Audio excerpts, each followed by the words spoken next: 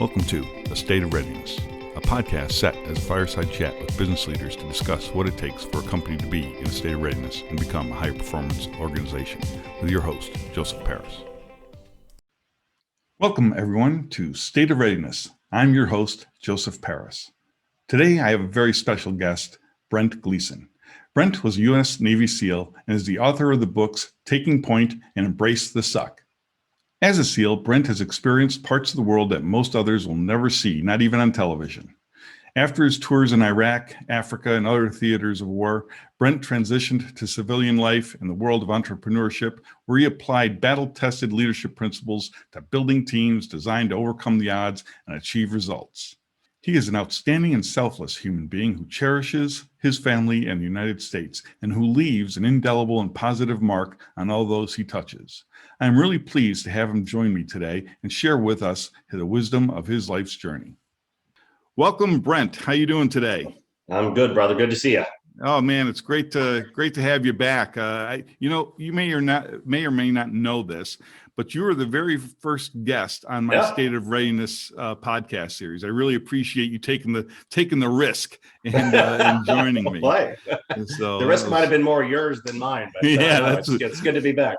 Yeah, it's great. And I really loved your first book, Taking Point. I mean, it was a really great book. And when I saw that you were working on your next project, I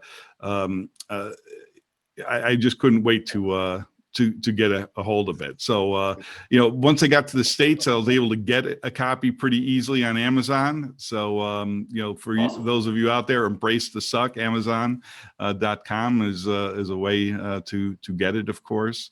But I want to roll this back a little bit, this conversation back. There's not too many Navy SEALs in the world, as you know. I mean, it's a very elite group.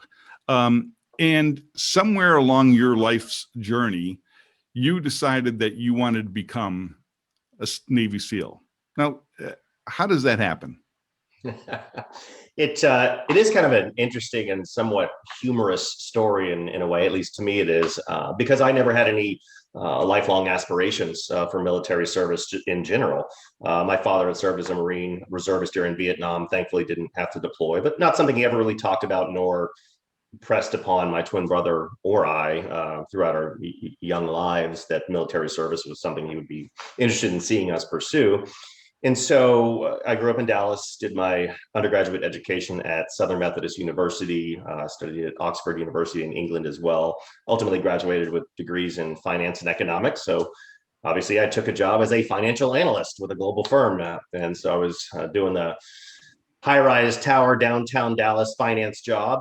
And at that same time, I had a close friend of mine at SMU who was a year behind me in school. So he was now a senior. He was one of my fraternity brothers, actually. Now, he was, in fact, one of these young men who did have a lifelong passion, vision, a dream of one day graduating from college, joining the Navy, and at least attempting to be accepted into the notorious SEAL training pipeline. Keep in mind, this is just pre-9/11, so peacetime, a little bit of a different mindset when it comes to military service. Obviously, extremely, admirable, a call to serve, give to a cause greater than yourself. And so, I wished him well. I was like, that's great. But, from what I do know about the program, it's an extremely high attrition rate. So best of luck to you. Godspeed. But shortly thereafter, when I realized that he was very serious about this path, he and I started training together. So for me, it was just a way to stay fit, have an accountability partner. I'd been a college athlete, so I wanted to kind of maintain an appropriate degree of mental and physical wellness, and also simultaneously help a friend prepare for what seemed to be a very arduous journey ahead. And so by nature, we started spending a lot of time together on nights and weekends. Every night I'd come home from the office, I'd run 4 miles to the SMU pool, we'd swim, we'd do calisthenics, I'd run 4 miles home. On the weekends, we'd train for marathons and do a lot of different types of strength training. And as we spent more and more time together and having all this dialogue about the implications of what laid ahead, it piqued my interest. So I started doing research on the history of the Naval Special Warfare community and our forefathers from the underwater demolition teams in World War II and how we essentially cut our teeth as an elite assault force in Vietnam. And let's just say I started leaving the office a little bit earlier every day, training a little bit harder, spending more time on the weekends training, reading more books about SEALs. And ultimately that growing fascination coupled with the somewhat boring nature of my entry-level financial analyst position led to the culmination of a decision to leave that temporarily behind and join him on his journey and give to a cause greater than myself and serve our country that I so deeply love. And so I left my job. He and I moved up to a little town called Crested Butte, Colorado, where we then trained for another 5 months for literally about 10 to 12 hours a day at high altitude, about 10 to 11,000 feet. To prepare our minds and bodies as much as we possibly could within our control for the program. So then in early 2000, joined the Navy, and the rest is history. So that's literally how that path was placed before me, and I chose a path slightly less traveled and no regrets. So I got to ask, did your buddy make it through the program too? Well, that's actually the interesting irony of that journey, is that, we'd be on these long runs and we'd be joking around sometimes. Well, mathematically, statistically speaking, one of us won't make it because it's Right. almost an 85-90% failure rate, all said and done. And the sad part of the story, I'm laughing because there's kind of a twist here, is that he and I went through, we enlisted. So a lot of our special operators enlist as opposed to going the officer path.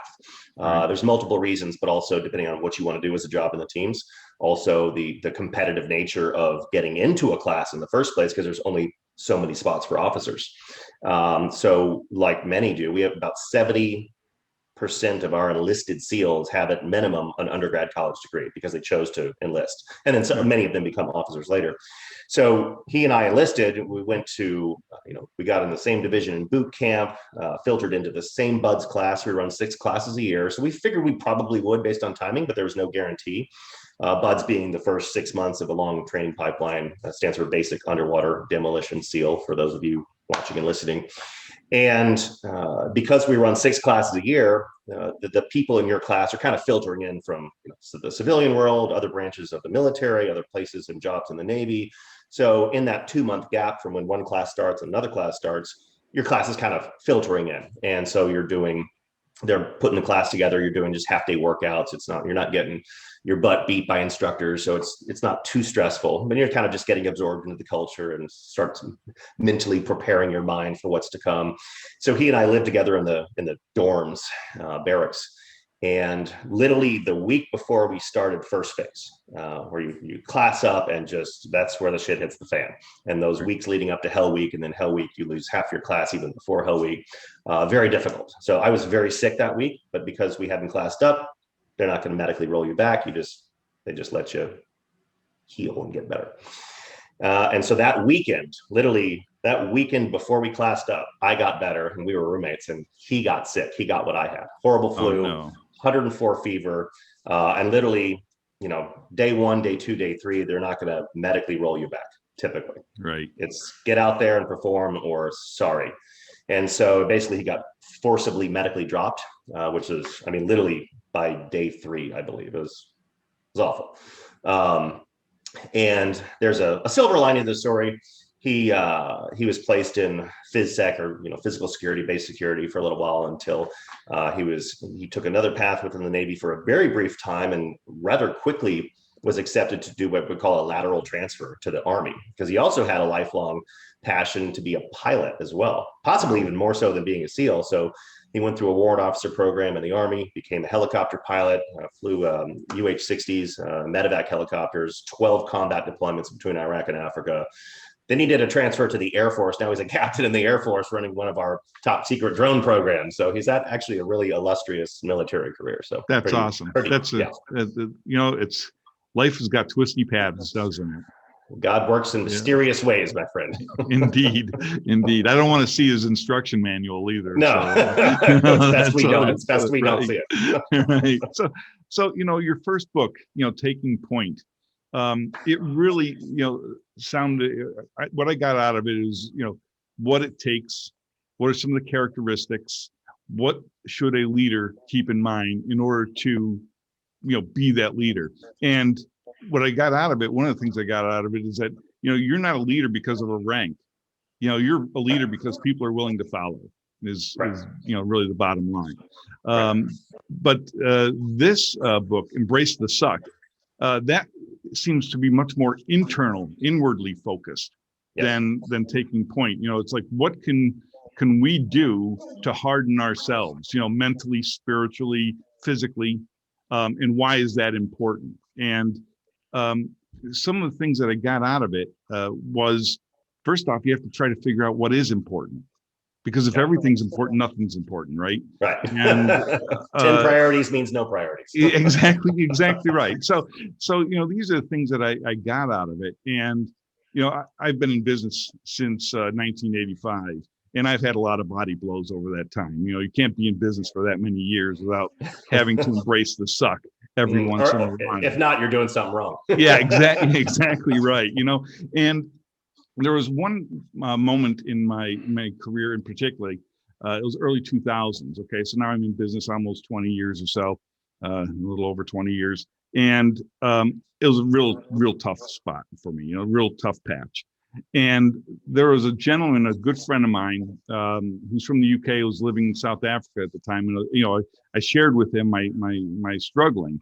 And he says, don't worry about it, Joe. You've been here before and you always find a way through it. So you're in the middle of the soup right now, but, you will figure out a way to get through it. And sure as shit, I did, and the interesting thing was that conversation, made me realize and, reflect. It was like, you know what? He's right. Every time I've, faced a peril, I've been able to figure out a way through it.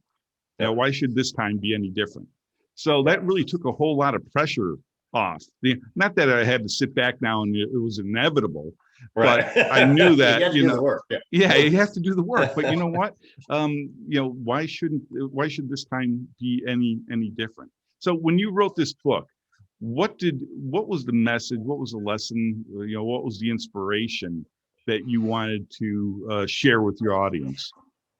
It's kind of part of a collective journey. I mean, when I transitioned out of the teams after several combat deployments, I dove headfirst into the world of entrepreneurship, which arguably has the same failure rate as SEAL training when it comes to startup success. So I'd somehow along the path of my life gained a taste for calculated risk.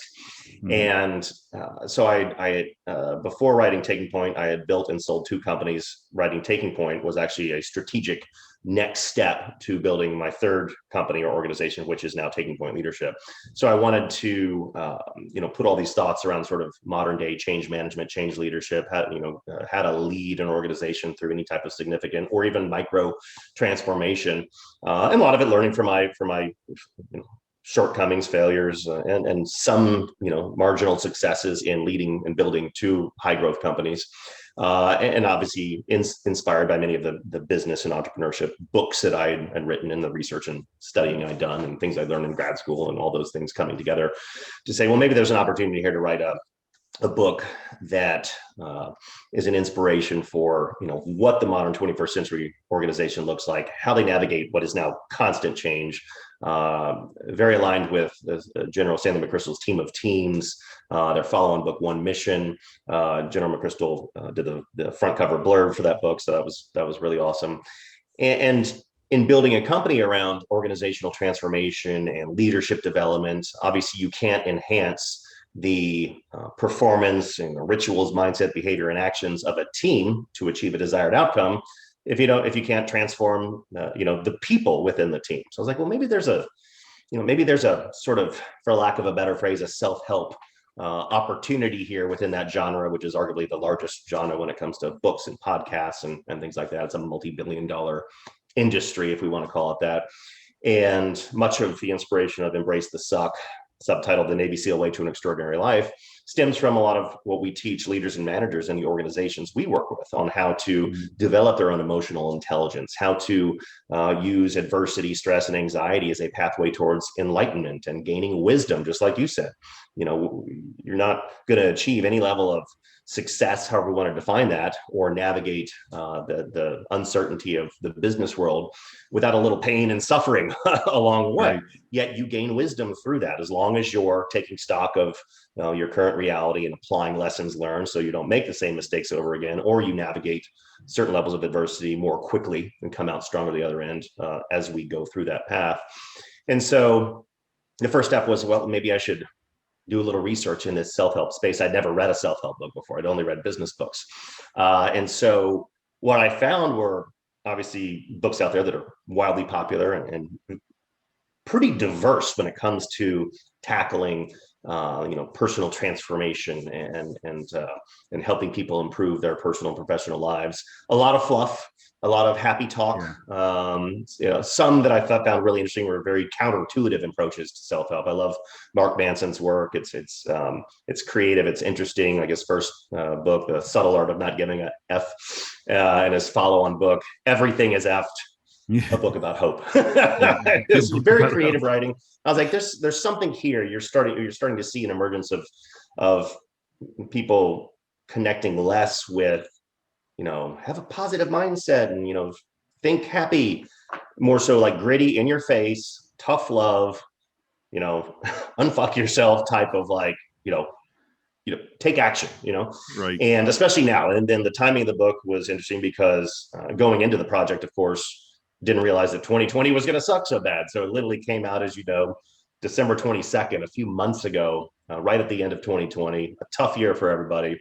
So in all seriousness, it has been so far proven to be a really great tool of not just inspiration for people, but for action. And that could be saving a small business, transforming a business, enhancing your personal life, navigating the uncertainties of COVID from a financial perspective, to mending relationships, to battling cancer, trying to, impact all walks of life through some of the lessons we can learn around mental fortitude, grit, and resilience, and not just from the SEAL teams or the World of Special Operations, but from other inspirational individuals, world-renowned athletes, historical figures, explorers, different types of experiences we can learn from about what it really means to navigate adversity. It's interesting that you say that, because I'm a little bit, I got a little bit more gray hair than you, right? So I got some more miles under. Well, I guess you've traveled more than I do, so you have more miles under your feet than I do. But when I was young in business, the planning was a lot longer. People would put in 5-year, 10-year plans. The 5-year plan. Yeah, the 5-year plan. The communists came up, the Soviets came up with a 5-year plan every year and never made a one of them. But we, a lot of these, we'll call them, legacy businesses. These businesses that have been around for a long time, they're still stuck in the mode where they're planning. I mean, in absolute terms, they're planning, not notional terms. They're planning in absolute terms what it's going to be in a 5-year time frame or a 10-year time frame. Yeah. And they don't understand that, the world could turn upside down on a dime. Well, now we know. Yeah, now we know, right. And, when I wrote my book, State of Readiness, I was talking about that. It's like, you've got to, prepare your company for the uncertainty that exists in the world. Right. And I made or proposed that, your competition is not the people that make the same product or offer the same services. Your enemy is time. Yeah. It's the only fixed variable that exists. And, you can't make more of it. If I waste an hour today, I could work an extra hour, but I cannot reclaim that hour. Yeah. And we have to be able to make decisions from, imperfect data. And it was really interesting when COVID hit. If you think a year and a half ago, if you and I were addressing one of our clients in a corporate boardroom and said, you know what, you could all work from home, we would be laughed out of that conference room. We would still hear the echoes of the laughter today. You'd be like, yeah, exactly. But, here along comes one COVID pandemic, and within 2 weeks, everybody was working from home. Yep. So, the thing is, how much data do you have to collect and analyze to make a decision? And when do we make a decision? Right. And I propose that we make a decision when our level of confidence exceeds our level of fear. I like that. Can I use that? I'm going to use that. Yeah, you can use that. Use that. Sure. So, your books and your messaging really resonates with me. And I also agree with you that, I've never gravitated towards the happy, friendly people holding hands leadership book. You know what I mean? You mentioned emotional intelligence, absolutely critical. You know what I mean? We have to, it's part and parcel of forming and keeping a team. We have to know what people tick, what makes people tick, what makes them disengage. We have to know this about ourselves. What sets us on tilt, and how do we manage and navigate through all these different personalities to keep them aligned and committed to a universal goal that's known in absolute terms. Oh yeah, and that's what we help coach and teach into organizations. With my company, Taking Point Leadership, but obviously with COVID, you're not necessarily changing the rules of the game when it comes to great leadership and engagement strategies and creating high performing teams that navigate change successfully. It's just more complex now with isolation and working remote. How do you manage and lead a remote team? How do you keep them engaged in a well-run organization that still only has about 35% engagement, with the rest of the teams being actively or passively disengaged? Well, what are the numbers going to look like next year when the data comes out about 2020 and beyond, with everybody working remote?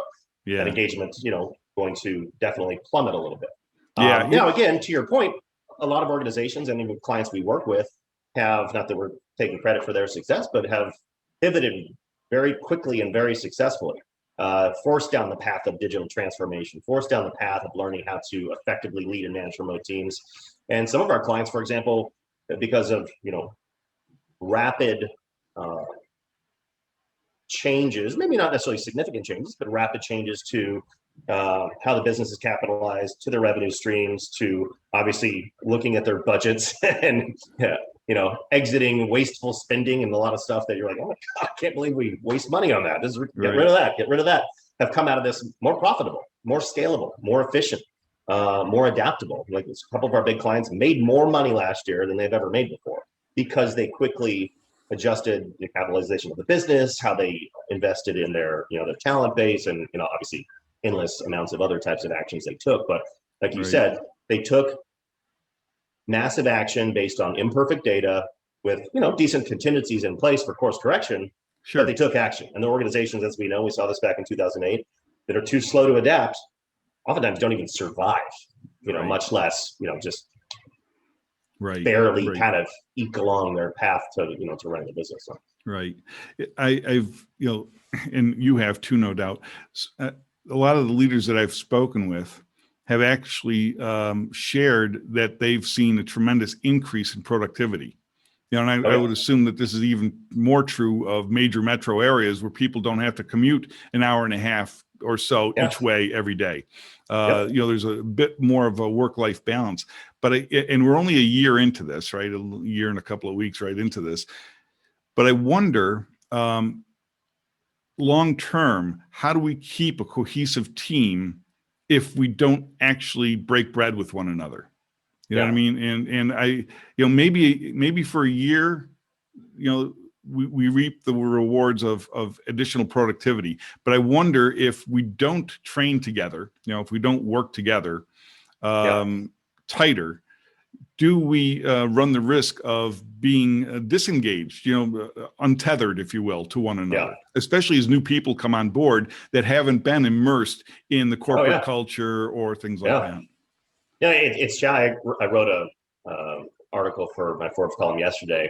I've touched on this topic, of course, a couple times over the past year, but how to effectively lead and manage a remote team, and thinking about engagement. And a lot of our clients, for example, have onboarded numerous new team members that they've never met. They've never met in person. They've never managed them in person. They've never broken bread with them. They've never been in a social environment with them, much less a professional environment. But unfortunately, to use a cliche term, that's just the new normal. But I do think that without careful and strategic thinking about how we continue to evolve in a remote environment due to the uncertainty of when organizations, their policies, sometimes are up to them, sometimes it's up to their state, their country. We work with a client right now in Malta, and it's the blessing and curse of virtual availability. We ran their first training session from 11:30 p.m. to 5 a.m. last week. But it's they were going to have this leadership meeting. They're all going to an offsite location in a hotel conference room, and they're going to have social time. And then literally 2 days before we did the event, like, we can't do it. So we had to do it all virtually. So that constant shifting back and forth really does cause fatigue for team members, for even the most well-intentioned leaders. So we're going to have to continue to be really creative in how we shift those engagement strategies to maintain certain levels of collaboration, cross-functional work, and keeping people engaged when it comes to innovation and how they help utilize their talent to drive the business forward. There are ways to do it. It's imperfect, but I don't think it's ever been perfect. Right. Well, I think this is going to be fodder for a whole new series of business books, and how-to manuals. It's just like I concern myself with presently, mechanically and tactically, we've been able to get through this as, businesses have been able to work through this, but I'm wondering about the strategic impact and the impact on, having a cohesive team. When you're in SEAL training there, I mean, can you imagine doing SEAL training virtually? I mean, what would that even? I made a joke about that the other day, that they're doing buds over Zoom now, and they have a higher attrition rate than when they do it in person, because people just can't take it anymore. I would imagine so. The Zoom fatigue far exceeds the fatigue of actual physical training. Funny you mentioned that. But, so what do you think is I don't want to say the 5-year future, because nobody knows that, right? But what do you think is in the immediacy as we try to figure out what a new norm is, and what does a high performance team look like, do you think, coming on through the other side? I think we're going to continue to see the development of hybrid models in organizations. That's the big debate as well. When does the day come? Just like you joked earlier, like, if a year and a half ago we said, hey, by the way, one last thing, everybody's can work from home, people have been so confused. Some people have been great, and other people wouldn't even know what to do with that type of information. Well, conversely, when is that day, if that day ever comes, where organizations are like, all right, on Tuesday, we're all coming back to the office, business as usual? Well, that's going to cause a sort of a similar but different ripple effect in organizations, where people have gotten used to working remote. Many people want to, again, we work very closely with clients all over the world, and a lot of people are over this. They want to get back, with their team in an office setting, so they can, more effectively have that social connection, that ability to face-to-face collaborate with their team members, while others in different types of roles in the organization don't really need to be there, or maybe they don't want to be there. So most organizations I've seen, large and small, are starting to at least plan for some type of hybrid, where some of their teams will be in certain locations, some won't be. But again, that goes into also how organizations are, unfortunately, for the commercial real estate professionals out there, rethinking their workplace needs and how they manage their teams. But at the same time, a lot of interesting opportunity comes out of this when think about your talent base. Well, your talent base, in theory, could potentially be global. When it comes to where what your talent acquisition strategies are, what type of people you're looking for. If your business is based in Chicago, well, maybe those people don't have to be in Chicago. Maybe they can be in Paris. Maybe they could be in Dubai or in Texas. Really pretty much anywhere. Yeah. So again, and like you said too, we've seen a lot greater levels of efficiency, scalability, cost savings. So there's a lot of opportunity that can be capitalized on for businesses and for just individuals too, and how we think about our approach to life, work, wellness, faith, family. I mean, a lot of us, for example, those of us who used to travel a lot, one of my personal and professional strategic imperatives in 2020 was to continue to build the team, bring in new talent, but also use that strategically so that I could start to, just like in any business, gradually start to pull out and work on it rather than in it so much. And wasn't really sure how that was going to work. And then a global pandemic came along, and boom, sorted it all out. So it worked out just fine. What's interesting, about, 12 years ago, I had a guy, I was very localized. I thought that I had to hire people, within, a half-hour drive or so of my office, hour tops. And then I had this one guy that lived on the bubble of that, on that distance. And he ended up moving out to California to be with his wife. And I'm in New York, and I didn't know it for like 3 months. All right. It was a big open secret in the business. Everybody knew except for me. And it got me, but most people would think that'd be upset. And actually I was infatuated with it. It was just like, wow, he's been there for 3 months. I didn't know. Clients are happy. I didn't, it's like everything's getting done. It just opened up my eyes. And then I was like, why do I have offices? Why don't I hire the talent wherever they want? If they live in Raleigh, they want to stay in Raleigh, let them stay in Raleigh. What do I care, Yeah. And so I went virtual, and that's one of the reasons that I moved to Germany, is because my company was now virtual. And I was doing it before it was cool, right? And thank you for paving the way forward. But the one thing that I did do, because working from home, it's really hard sometimes to separate home from work. You know what I mean? What is that like? I know what you mean. You know what I mean? Yeah, you're with me on this. So, believe it or not, what the stupid things I do, it's stupid. I know it. Everybody makes fun of me for it. Every morning when I get ready for work, I go on a 10-minute drive.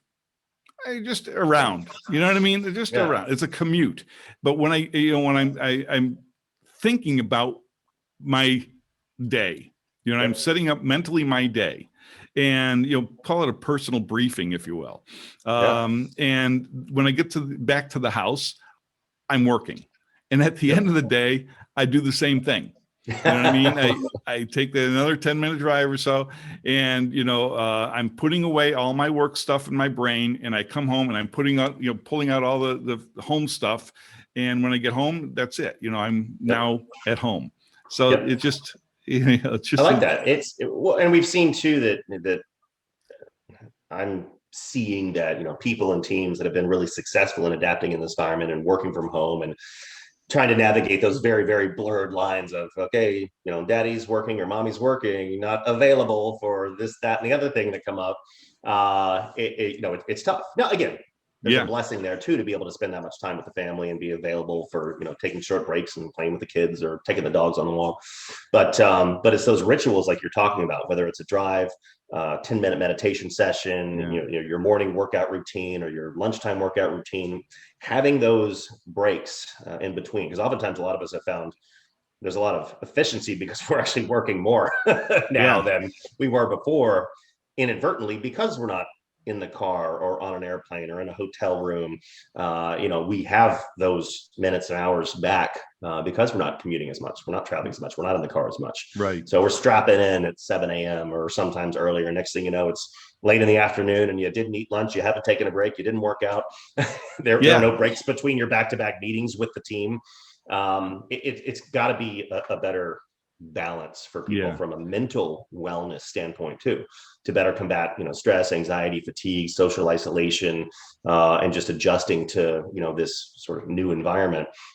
And we've seen a lot of that, but also we've seen a lot of people who have really thrived in this environment. They're more fit than they've ever been. They've tackled that entrepreneurial opportunity they've been put on the side burner for years and years. Like, what? If not now, when? You're exactly right. A lot of people changing career paths, transforming their business, selling their business and doing something else, or leaving the big corporation to write a book or start their own company. It's really interesting to see and always study, how, the human mind reacts and seizes those opportunities. Now, not everybody does that, obviously. Right. Some people just throw their hands up and say, well, can't control the situation, so I'm going to do less, not more. And doesn't usually turn out well for those folks. No, it doesn't. I mean, because time waits for nobody, right? I mean, I think the unofficial motto of the French Foreign Legion is, in the Legion, you march or you die. Sounds fun. So, I mean, that's pretty much sums it up for me, Well, it's like you're either going forward, you're either growing, or you're slowly dying. I mean, it's kind of that same philosophy. Yeah. So, well, listen, Brent, thank you for joining me today. I really appreciated a great deal. Absolutely. Great insights. I would highly recommend your book, Embrace the Suck, as well as Taking Point. I think that both of them together would be a good addition to anybody's library. But remember, you don't learn anything by them sitting on the shelf. You have to actually read them. Yeah. Well, hey, again, great to see you. I'm glad to hear you're doing so well. And thank you so much for having me on the show again. I'm sure we'll do it again in the future, but best of luck and love to your family. Thank you very much, Brent. Take care. Thank you very much. Thanks. Bye. Right. Thank you for listening to State of Readiness. You can discover more episodes and learn about the book written by Joseph Paris of the same title at www.state-of-readiness.com. You can learn more about Joseph Paris at www.josephparis.me/card.